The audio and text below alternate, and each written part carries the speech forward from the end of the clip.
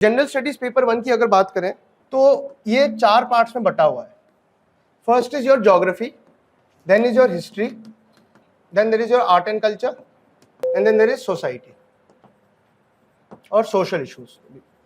तो इसको हम सेपरेटली डील करेंगे। First of all we'll go with geography. तो ज्योग्राफी में my fundamental resources were the NCERT. अब NCERT class 11th and class 12th वो आपका प्राइमरी सोर्स रहेगा ज्योग्राफी के लिए, because that provides the crux, 11th and 12th NCERT. But this is not sufficient because the amount of content in this will only help you pass your prelims examination but not the mains examination. तो उसके लिए मैंने 2-3 value editions किए थे। एक तो GC Leong की book है, I think that is very very important, particularly the landform chapter.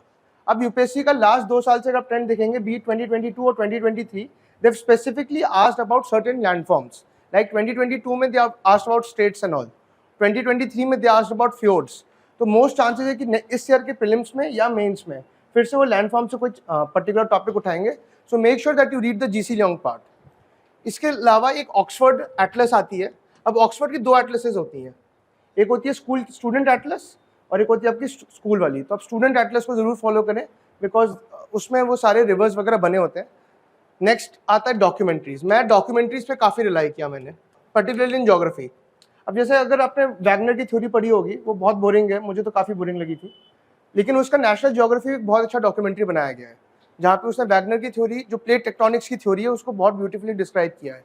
तो ऐसे करके जो विजुअल आप एलिमेंट्स ला सकते हैं अपने प्रिपरेशन में, just for entertainment purposes as well as gaining the necessary knowledge which is outside the books, because सब लोग वही same content बार बार repeat कर रहे हैं and UPSC is not rewarding those which are just reproducing the content available in the market. You have to provide some unique insights for the number to be improved. तो ये मेरे ख्याल से 4-5 sources हैं जो आपको काफ़ी मदद करेंगे। इसके अलावा मैपिंग के एक आप अलग से कर लीजिएगा।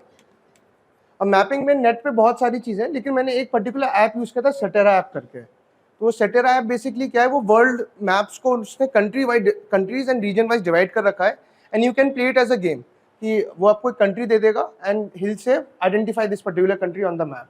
तो इससे आपकी मैपिंग की जो प्रोग्रेस है वो धीरे धीरे इंप्रूव होती रहेगी। तो ये 4-5 सोर्सेज हैं ज्योग्राफी के जो मुझे लगता है काफ़ी मोर देन सफिशिएंट है अगर आप इतना करें।